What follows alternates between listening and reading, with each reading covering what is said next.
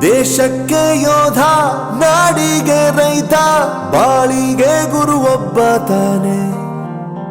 ಅಕ್ಷರ ಕಲಿಸೋ, ಅಜ್ಞಾನ ಅಳಿಸೋ, ಅವನೂನು ಅನ್ನದಾತಾನೆ.